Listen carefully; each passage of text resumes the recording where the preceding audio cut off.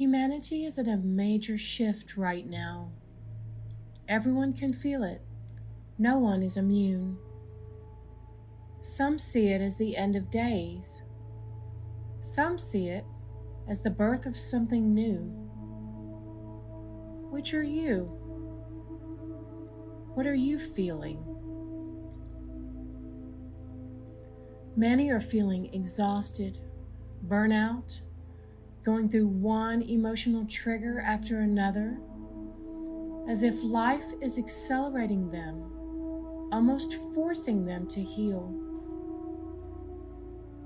Many are feeling isolated, lonely, grieving the loss of friends and/or family members who have either passed or who are no longer a healthy fit or influence on you. Many are experiencing life at a faster pace. It seems like our lessons and initiations are quickening, and our personal growth is exponential. Many are going through massive life changes at rapid fire rates. Many are facing old trauma, patterns of belief and programming that have been repressed or denied for sometimes decades. Some observations I'm making right now. I've noticed there's a growing polarity between opposites. What do I mean by that? Well, it's the age-old story of right versus left, Democrat versus Republican, male versus female, good versus bad, rich versus poor, empath versus narcissist. You get the picture.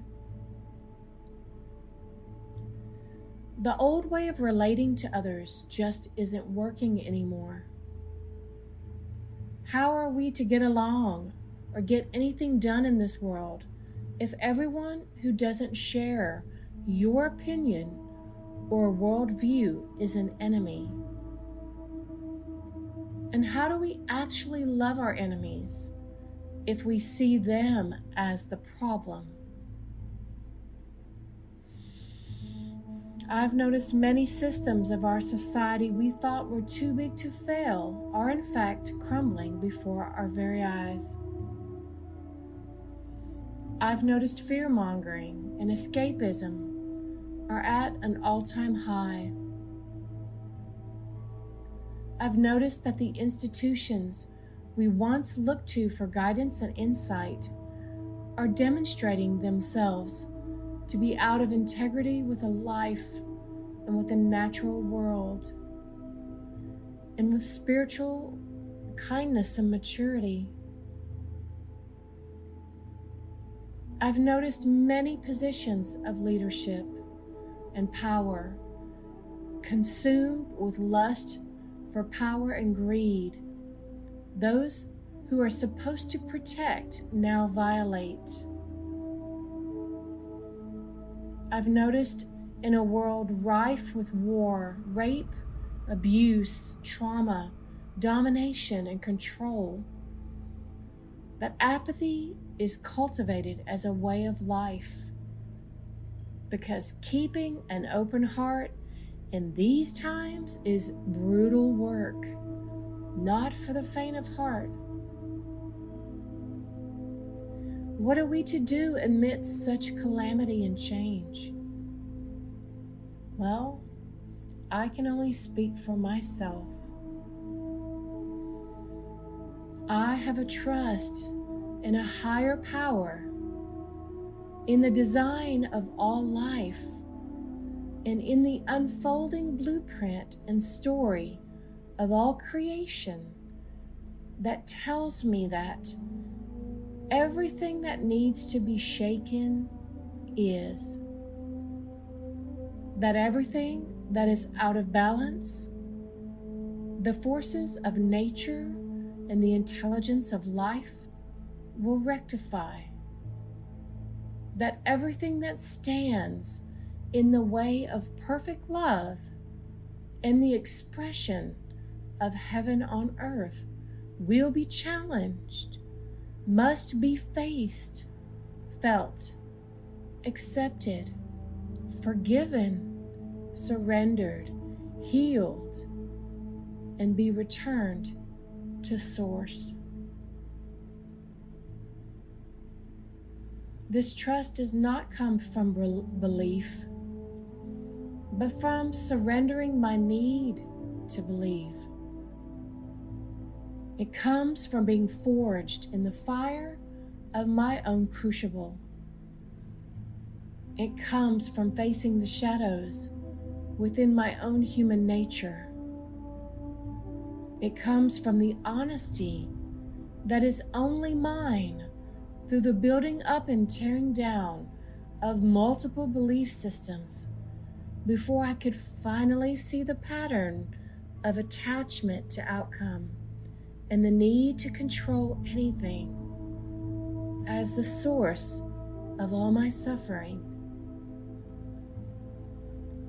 It comes from a daily surrender to love, to the imperfection that I am, to the unfolding story that has been scripted for me to walk out.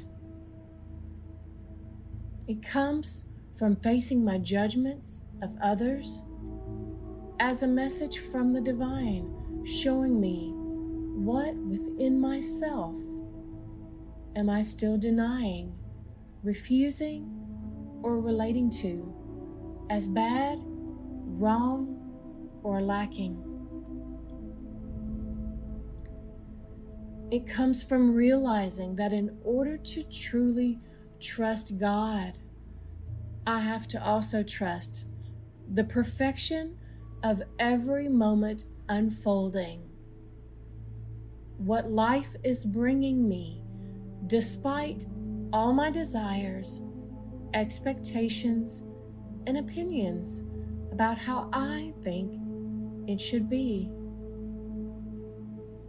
It's about allowing myself to be wrecked, gutted, purged, destroyed, and then remade in the image of the love that made me, again and again and again. There's no one to save and nothing to accomplish. Yet there's always the next action whispering to me from the ethers, the still silent voice from within that is ever my guidance, the light of my path to which I see. When I accept there's no world to change, no people to reject as bad or unworthy or unsaved, and yet there is in every present moment that which I am tasked by the divine to do, to say, to think, to feel, to be, to observe, and to change. There's no one to blame, even when I'm sure that dictator or government leader is doing it wrong.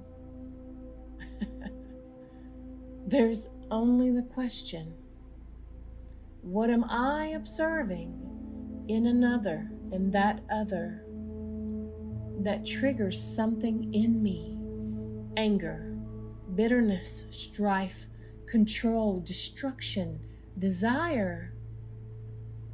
And where is that present within me? And how am I denying that within myself? Where within me is the war? Where is my internal dictator, demon, lusty wench, destroyer? Who am I making my scapegoat, projecting my own divided self onto? There's a spiritual invitation that calls us to discern the time and the days in which we live, to know the seasons and the prophecies of our age. And we are at the cusp of a new era. And as with all life, death is the beginning of birth. For in order for something to be born into a new way of being, the old way of being must die. In order for a new being to be born into a new form, they must shift from one state of being to another. Death is transition. Fear controls us because we do not understand the nature of death, and because we as a species have separated ourselves from the cycles of the natural world. We are not and have never been separate, not from the world, not from nature, not from spirit, not from God. And yet, separation is the sickness and the addiction we are all waking up from. The very changes all around us are the decay and falling away of everything that cannot remain as humanity moves into a higher frequency of love. The rules as we knew them are useless to guide us forward. The way it always worked will become harder and harder until its weight is immovable and we are forced to abandon it. Even reality as we have known it is being rewritten according to the design for the hour, day, time, season, and eon unfolding before us. With this great change comes great psychosis, an unraveling of the attachments of the mind and the ego's need for identifications. With this change comes a great purging of the collective, unfelt, unclaimed emotions that lay repressed, denied, swallowed, and unaddressed. The bill has come due. Humanity cannot pass through its initiation into higher love and unity without this purging. The imbalance between the masculine and the feminine is being rectified. The imbalance between the rich and the poor are being rectified. Even the consciousness of humanity is splitting. Those souls who are ready to ascend forward on their path of learning through love instead of separation. And then those souls who are still wanting and needing to learn from fear, division, strife, control, and polarized thinking. Those who still have lessons to learn from separation, who are not yet ready to step into the remembrance of oneness with God and all that is. And to think that we would judge such a thing, as if God would judge a kindergartner for not being at the level of maturity and awareness that a college graduate is. Ridiculous. And yet many of our systems of governance and faith are laid upon such an insecure foundation. We are entering a new golden age. If you look at the astrology, and you should, those who say it is of the devil, my word, do you realize you are attributing the vast orchestrations and movements of the cosmos and the discernment to understand our interconnectedness to it? You're attributing that to someone other than the one who created it. People with discernment about systems of interconnectedness between energies, species, bodies, and dimensions are people who have been given eyes to see and ears to hear in order to know themselves, to discern themselves. And yet some would make them their enemy out of superstition and religious dogma. There is no enemy in God. All is one. All is unified in Christ. All mind is one mind. It's time to wake up from this nonsense of separation and enemies. God is love. Love is God. Love is all there is. God is all there is.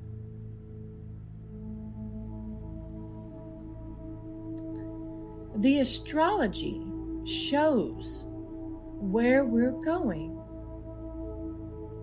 Systems of spiritual self-knowing and esoteric knowledge revered outside of Western Christianity that have existed for tens of thousands of years are resurfacing. Some are being downloaded from the ethers. There are new prophecies for a new time.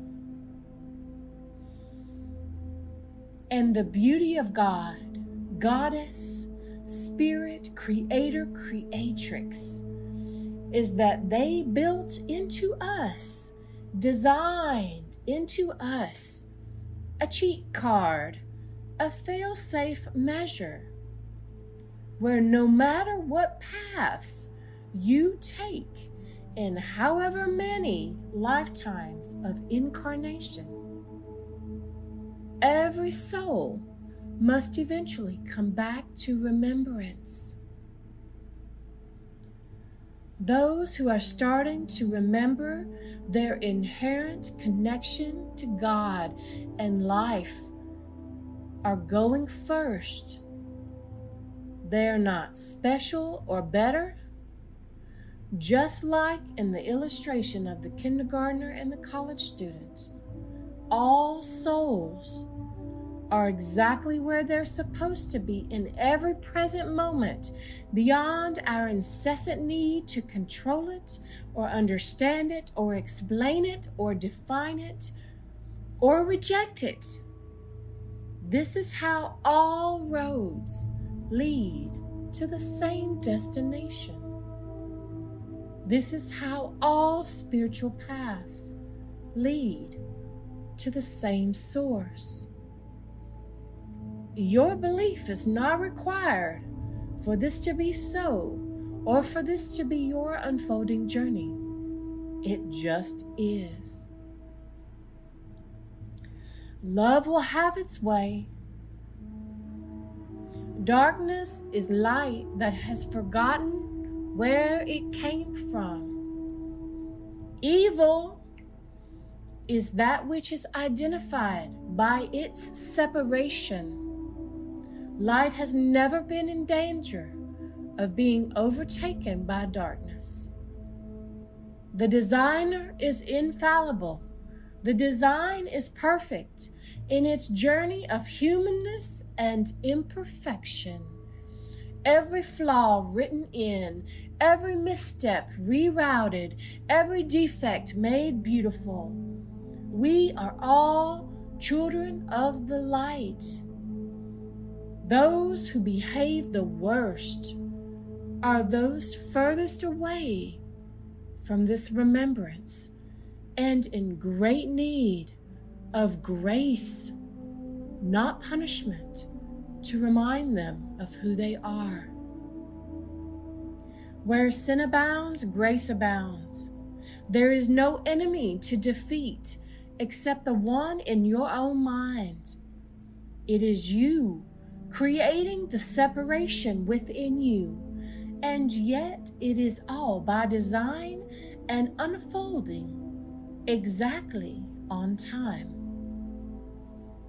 And that is hard for us to accept because we so desperately want to fast forward through space and time until we are at a place of remembrance, of peace within ourselves, of what it means to be saturated in the love of all that is.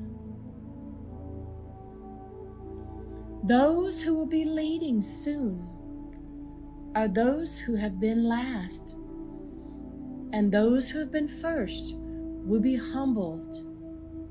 Their ways will not work anymore. Those who will be leading soon are those who have turned inward and continue to connect with their own direct knowing, direct from God, awakening their intuition, seeing, hearing, knowing, sensing.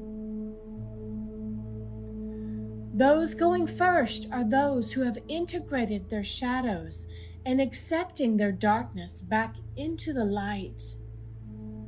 Those who have sat with and felt all the repressed emotions they were taught to ignore or push away, healed all the traumas that were unclaimed. The more you feel, the more you heal, and the more space opens within you, and the more light that pours in and anchors in your very body. Those who will be leading are not focused on someone, something outside of themselves as the problem. They are healed enough to not be triggered by the projections and traumas of others, or at the very least aware of them. Those who hear the voice of wisdom, those who dismantle hierarchical structures, those who seek to unify and include and support, those who are sovereign, self-knowing, self-responsible, self-governing. These are those who will be downloading the lightning medicine of miracles from Spirit that will sweep the earth with radical, expeditious solutions the world needs to rebound and heal from ages of abuse. The path to self-awareness is knowing where you are on the ascension ladder, and yet learning to treat everyone with the same level of respect and honor, despite where they may be in their soul's journey. And those who seek to govern or rule, to control others from a belief that they are too stupid, too ignorant, or too lost to do so themselves. Those who seek to impose their will upon another, rather than uplift, encourage, love, and support that person's own remembrance of their own sovereign will and ability to self-heal. Those old leaders will not make it in the days, years, and decades to come. And thank God for that.